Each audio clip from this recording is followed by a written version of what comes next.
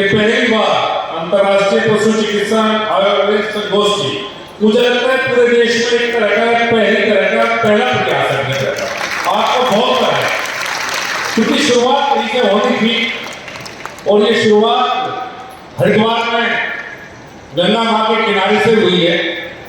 तो मुझे लगता है बहुत आगे तक ये प्रयास जाएगा। और मैं सच कहूं तो मैं तो दोनों जगह से जुड़ा हुआ। मेरा जन्म आयुर्वेद से हुआ, मेरे पिताजी बीएमएस डॉक्टर हैं ऐसा, तो मेरा जन्म तो आयुर्वेद से हुआ और मैं प्रोफेसर से वेटरिनरियन हूँ।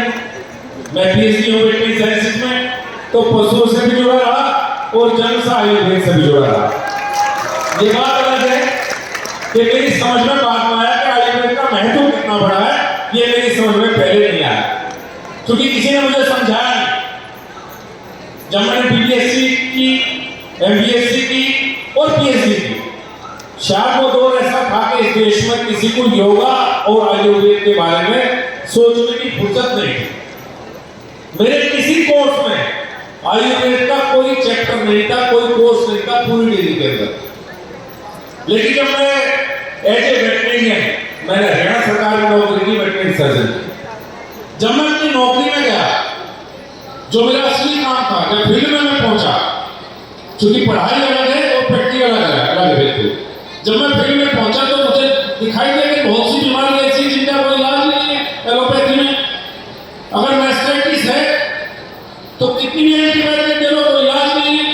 ऐसी बहुत सी बीमारियां हैं और उन बीमारियों के बीच में ही मुझे बहुत से ऐसे पुराने बुजुर्ग मिले या पुराने अनुभवी डॉक्टर मिले जिन्होंने कुछ घरेलू उपचार और कुछ आयुर्वेद के उपचार अपने आप से बताने शुरू किए। अगर किसी डायरिया है तो घरेलू उपचार या आयुर्वेद उपचार कहिए, या पेट में कोई खराबी है किसी पशु के तो आयुर्वेद उपचार, मैस्टाइटिस तो आयुर्वेद उपचार। तो मुझे पता लगा कि जो हमें नहीं पढ़ाया जा रहा वो तो बहुत महत्वपूर्ण है और उसकी कॉस्टिंग भी कुछ नहीं है। जब हम किसी भी पशु में एंटीबायोटिक से ट्रीटमेंट करेंगे तो शायद जितनी एंटीबायोटिक हम और आप लेते हैं उससे 10 गुनी ज्यादा पशु को चाहिए, तो उसकी कॉस्ट भी बहुत ज्यादा है। तो मुझे पता लगा कि 50% इलाज तो हमारे पूर्वज आयुर्वेद के द्वारा हमें बता कर गए हैं। वो अलग बात है, कहते हैं उसे कराना छोड़ दिया और कई पढ़ाई के बीच में ले गया। जब मंत्रालय में आया तो धीरे धीरे शुरुआत हुई। मैं 2014 से इस मंत्रालय का हिस्सा हूं। कृषि राज्य मंत्री रहा 2014 में, उस समय पर पशुपालन मंत्रालय कृषि मंत्रालय का एक छोटा सा हिस्सा। समय के साथ 2019 में नया मंत्रालय बना और सरकार का फोकस इस बात पर गया धीरे धीरे 2014 के बाद योगा और आयुर्वेद। और आयुर्वेद का महत्व कितना बड़ा है ये कोरोना में हमें पता लगा, जो एक आम हिंदुस्तान में। और पशुओं के मामले में पता लगा कि एलएसडी बीमारी है।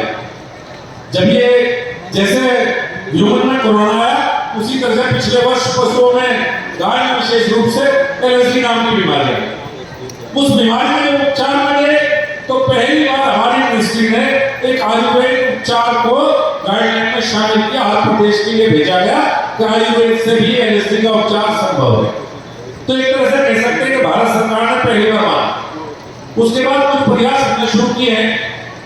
उन प्रयास में से एक 2021 में मिनिस्ट्री ऑफ एनिमल हस्बेंड्री और मिनिस्ट्री ऑफ आयुष पहली बार का मेमोरेंडम हुआ और ये मंच पर आई कि एनिमल हस्बेंड्री में आयुर्वेद का क्या उपयोग हो सकता है। इसके प्रयास 2021 में शुरू हुए। एनडीटी ने एक प्रयोग किया, नेशनल रेडियो डेवलपमेंट बोर्ड ने 2017 से 2022 के बीच 5 साल में प्रयोग किया। 24 प्रदेशों में प्रयोग किया गया। और जो कुछ ऐसी बीमारियां हैं जिनका एग्जैक्ट ओरिजिन नहीं पता होता, जैसे बुखार का ये नहीं पता हो सकता है कारण क्या है, क्योंकि बुखार किसी न किसी और बीमारी के कारण होता है। चाहे बुखार हो, डायरिया हो, मैस्टाइटिस हो, ह्यूमन की बीमारी, इस तरह की बहुत सी बीमारियों का 5 साल तक उन पर ट्रायल किया। और मैं आपको बताऊं आयुर्वेद से जो उनका ट्रायल था उसका सक्सेस रेट पूरे देश में 24 स्टेट में 80% सक्सेस रेट के साथ वो काम आ रहा है। उसके बाद पहली बार एनडीटीबी के द्वारा आयुर्वेद की मेडिसिन बनाने की शुरुआत इस देश में हुई। उससे पहले कुछ प्राइवेट सेक्टर करता था लेकिन बहुत ज्यादा नहीं। एक इस तरह से कुछ और प्रयास हमारे मंत्रालय के द्वारा किए जा रहे हैं, जिसमें सबसे बड़ा प्रयास है कि अवेयरनेस कैसे वेटरिनरियन पैरावेट इनकी ट्रेनिंग हो, और एक किसान को भी बता रहे कि नहीं, अगर मैं आयुर्वेद का उपयोग करूंगा तो आयुर्वेद की दवाई भी सस्ती होंगी और फायदा भी होगा। इस तरह के बहुत से अलग से प्रयोग पशुपालन मंत्रालय के द्वारा किए जा रहे हैं। मुझे लगता है क्योंकि हमने एक और प्रयास शुरू किया है, अभी पिछले वर्ष एक कमेटी बनाई गई है मंत्रालय के द्वारा कि आयुर्वेद के कौन कौन के कोर्सेज, वेटरनरी के जो स्टूडेंट है, वेटरनरी साइंसेज जो पढ़ते हैं पशु चिकित्सा, उसमें आयुर्वेद के कौन से कोर्सेज शामिल किए जाए। एक कमेटी बनी है और मुझे लगता है उस कमेटी की रिपोर्ट अगले 1 या 2 महीने के अंदर आएगी। एक हमने वो प्रयास शुरू किया, अगर देश में कोई भी साइंटिस्ट कोई एनिमल हस्बेंड्री और आयुर्वेद जो टॉपिक है इसका, अगर उस पर कोई प्रोजेक्ट लेना चाहता है, अगर कोई रिसर्च करना चाहता है, क्योंकि आयुर्वेद तो है, देसी नुस्खे तो है, लेकिन उनका साइंटिफिक इवैल्यूएशन होना भी बहुत आवश्यक है।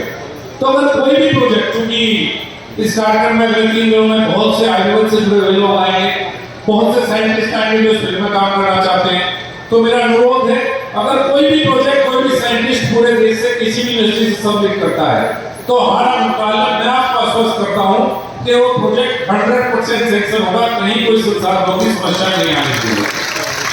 और 3 दिन बाद मैं डॉक्टर विजय पुत्र से कहूंगा कि जो इस संगोष्ठी का परिणाम निकलेगा 3 दिन में, चूंकि हम और आप तो आज बोलेंगे और मैं तो चला जाऊंगा, लेकिन 3 दिन में जो साइंटिस्ट यहाँ होंगे, जो आयुर्वेद के ऊपर काम करने वाले लोग होंगे, और जो 3 दिन में उनका परिणाम आएगा, उस परिणाम पे मैं आपको आश्वस्त करना चाहता हूँ कि भारत सरकार पशुपालन मंत्रालय निश्चित रूप से कार्रवाई करेगा। मैं आज लोगों को एक बार फिर धन्यवाद करता हूँ यहाँ बुलाने के लिए, और सबसे बड़ी बात एक ऐसा इनिशिएटिव लेने के लिए जो इस देश में शायद कोई लेने के लिए तैयार नहीं था। आपको बहुत बहुत